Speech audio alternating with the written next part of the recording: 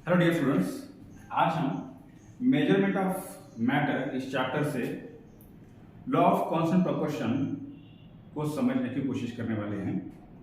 Law of constant proportion जो है वो लॉ ऑफ केमिकल कॉम्बिनेशन के अंडर ही आता है।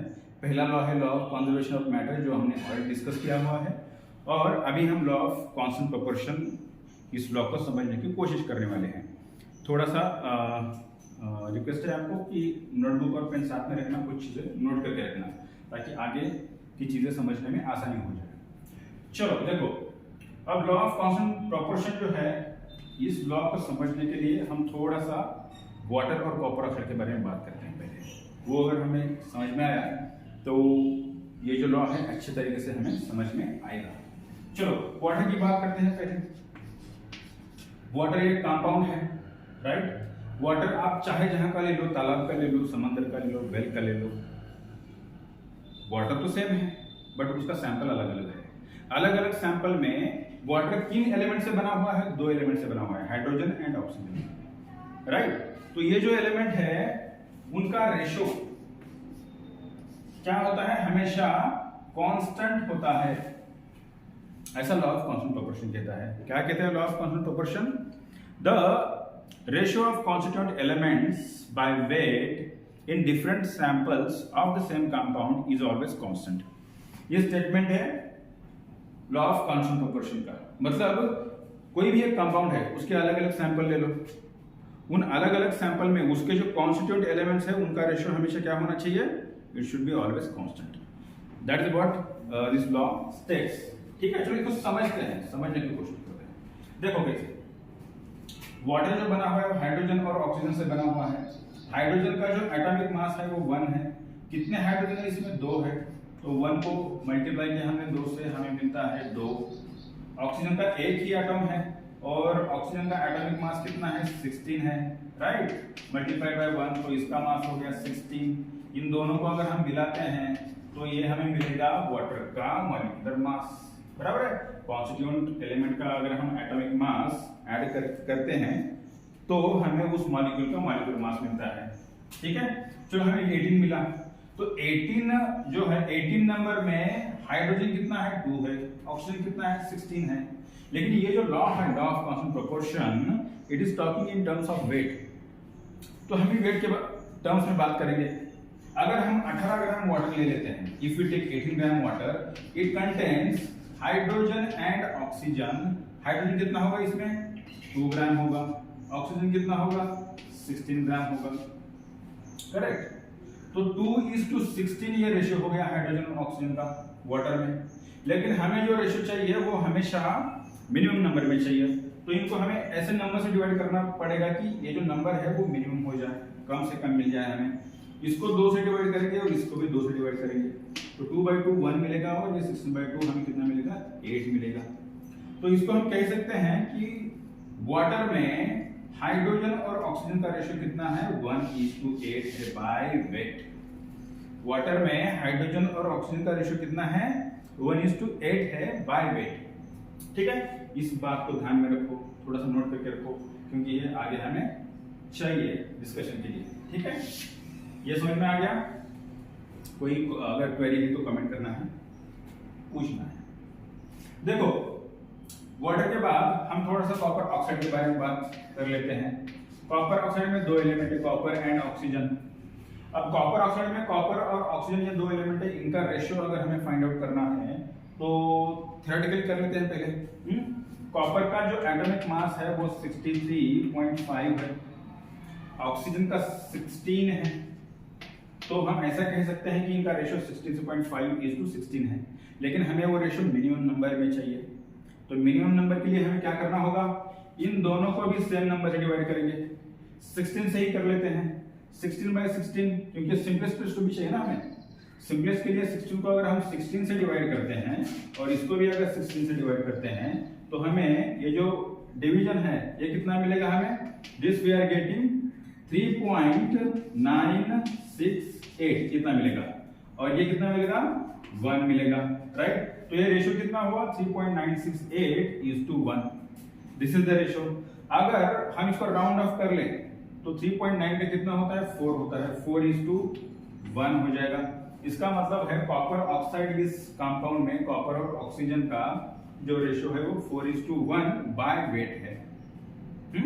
जैसा हमने वाटर में देखा उसी तरीके से ये भी हम कैलकुलेट कर सकते हैं। कौन सी बात की हेल्प ले ली हमने, हमें इनका एटॉमिक मास पता होना चाहिए, राइट। तो हम ये उनका जो रेशियो है थ्योरेटिकली कैलकुलेट कर सकते हैं। अब ये हो गया थ्योरेटिकल कैलकुलेशन, इसको एक्सपेरिमेंटली कैसे वेरीफाई कर सकते हैं वो थोड़ा सा डिस्कस कर लेते हैं। जरा इसको नोट करके रखना।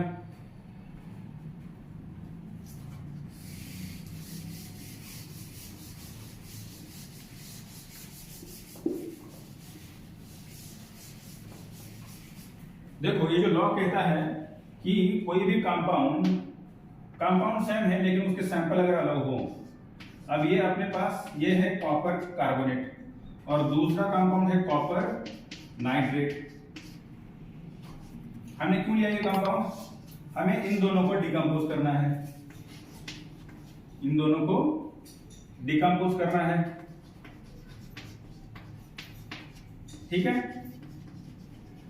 डिकम्पोज करने से क्या होगा, डिकम्पोज का मतलब होता है तोड़ना, हमें इन कंपाउंड को तोड़ना है। तो हमें मिलेगा copper oxide plus carbon dioxide मिलता है, ठीक है। We are not concern about carbon dioxide right now, copper oxide के बारे में बात करते हैं। यहां पर भी कॉपर नाइट्रेट को अगर हम डिकम्पोज करते हैं तो इधर भी हमें कॉपर ऑक्साइड मिलेगा और ठीक है नाइट्रोजन डाइऑक्साइड और ऑक्सीजन मिलता है, दैट्स ओके। कॉपर ऑक्साइड के बारे में बात करते हैं। We are talking about copper oxide. चलो देखो, तो हमारे पास अभी 2 सैंपल हो गए कॉपर ऑक्साइड के।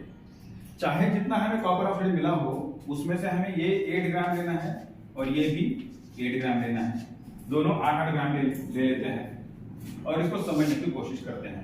ये वाला जो सैंपल है मान लो ये सैंपल है और ये वाला जो है वो बी सैंपल है। ये सैंपल को ले लो आप इधर कॉपर ऑक्साइड, इसकी रिएक्शन करनी है हाइड्रोजन के साथ, we will get copper metal और वाटर मिलेगा। कॉपर कितना मिलता है 6.4 ग्राम मिलता है, वाटर 1.8 ग्राम मिलता है। ये वैल्यूज मैं क्यों लिख रहा हूं, मन से लिख रहा हूं क्या, नहीं, ये वैल्यूज हमें एक्सपेरिमेंटली मिली है। ये जो राइटिंग कर रहे हैं रिएक्शन का और वेट का, दैट इज एक्सपेरिमेंटली ऑब्टेन्ड, ये हमें एक्सपेरिमेंटली मिला हुआ है। सिमिलरली सैंपल बी ले लो, सैंपल बी में ये कॉपर ऑक्साइड है, ठीक है। इसकी रिएक्शन हम हाइड्रोजन के साथ करेंगे तो इधर भी हमें कॉपर मिलेगा और वाटर मिलेगा। कॉपर सिमिलर 6.4 ग्राम मिल रहा है और वाटर जो है वो 1.8 ग्राम मिल रहा है। अब कॉपर ऑक्साइड में ये 8 ग्राम है ना, दोनों भी 8 ग्राम है। 8 ग्राम कॉपर ऑक्साइड में हमें कॉपर कितना मिला है 6.4 ग्राम मिला है। तो कॉपर का तो वेट हमें पता चल गया, ठीक है, लेकिन ऑक्सीजन का वेट हमें पता नहीं है। तो ये ऑक्सीजन कहाँ गया है, वाटर में है। उस वाटर में ऑक्सीजन का जो वेट है वो अगर हमें पता चल जाए तो हमारे पास कॉपर का भी वेट होगा और ऑक्सीजन का भी वेट होगा। दोनों का अगर वेट मिल जाए तो हम कॉपर और ऑक्सीजन का रेशो आराम से निकाल सकते हैं, बराबर है, ठीक है। चलो तो ऑक्सीजन का वेट निकालने की कोशिश करते हैं इस वाटर में से। देखो हमने ऑलरेडी डिस्कस किया हुआ है कि वाटर में अगर हम 18 ग्राम वाटर लेते हैं, 18 ग्राम वाटर में 16 ग्राम ऑक्सीजन होता है और 2 ग्राम हाइड्रोजन होता है। लेकिन अगर हमें 1.8 ग्राम वाटर मिल रहा है तो इसमें हाइड्रोजन कितना होगा, हाइड्रोजन होगा 0.2 ग्राम और ऑक्सीजन होगा 1.6 ग्राम। 1.8 ग्राम वाटर में हाइड्रोजन कितना होगा 0.2 ग्राम होगा, हाइड्रोजन 0.2 ग्राम होगा और ऑक्सीजन कितना होगा 1.6 ग्राम होगा। तो चलो इस 1.8 ग्राम वाटर में ऑक्सीजन कितना है ये तो हमें मिला और यही हमें चाहिए। तो ये ऑक्सीजन कहां से आया हुआ है, इस 8 ग्राम कॉपर ऑक्साइड से आया हुआ है। तो हमें यह पता चल गया कि इस कॉपर ऑक्साइड में ऑक्सीजन कितना है 1.6 ग्राम है ना। तो कॉपर 6.4 ग्राम है और ऑक्सीजन 1.6 ग्राम है। तो चलो उसको लिख देते हैं। ये है कॉपर ऑक्साइड, इसमें कॉपर जो है वो 6.4 ग्राम है और ऑक्सीजन है 1.6 ग्राम है। ऑक्सीजन कितना है? 1.6 ग्राम।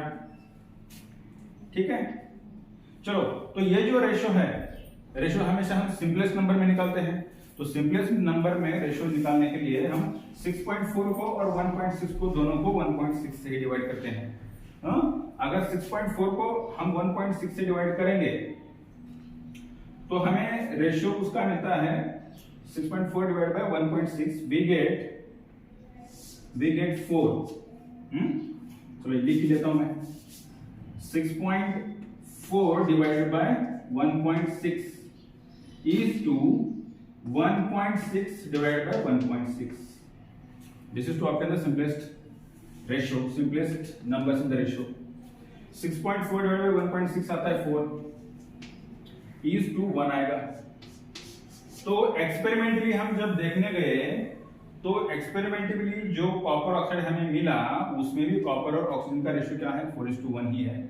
जो हमने पहले कैलकुलेट किया था थ्योरेटिकली उसमें भी 4:1 ही आया था। ये भी ले लो, ये वाला भी सैंपल ले लो, उसमें भी 1.8 ग्राम वाटर मिला हुआ है। इसका भी अगर हम ऑक्सीजन का वेट निकाल दें तो वो इतना ही आएगा, 1.6 ग्राम ही आएगा उसमें भी। तो उसमें भी, इस सैंपल में भी कॉपर और ऑक्सीजन का रेशियो कितना आएगा? 4:1 ही आता है। थोड़ा सा आप कैलकुलेट करके देख लेना। अगर कोई क्वेरी है तो you have to comment, you can comment. ठीक है, चलो। So this is what the law of constant proportion is explaining. इसको हमने थोड़ा सा क्विकली इसको अंडरस्टैंड करने की कोशिश की। अगर आपको और ज्यादा डिटेल में चाहिए तो उसके लिए सेपरेट वीडियो भी बनाया जा सकता है। ठीक है, थोड़ा सा स्लो, या फिर इसको आप रिपीट करके देख सकते हो। ठीक है, okay then, thank you. In the next lecture we are going to discuss about the next topic. कौन सा टॉपिक के बारे में बात करेंगे नेक्स्ट लेक्चर में? थोड़ा सा रेडिकल्स के बारे में बात करते हैं। मेजरमेंट ऑफ मैटर में रेडिकल्स के बारे में उनको थोड़ा सा अंडरस्टैंड करना जरूरी है। बेसिक एसिडिक रेडिकल, उसमें कॉम्पोजिट रेडिकल हैं, एग्जैक्टली रेडिकल्स क्या होते हैं उसको थोड़ा सा समझने की कोशिश करते हैं। और जो मोल कॉन्सेप्ट है उस पर हमने ऑलरेडी डिस्कस किया हुआ है। और जो कोई भी आपकी दूसरी क्वेरी हो उसके बारे में बात करेंगे। ठीक है, चलो, okay then, thank you, see you in the next lecture.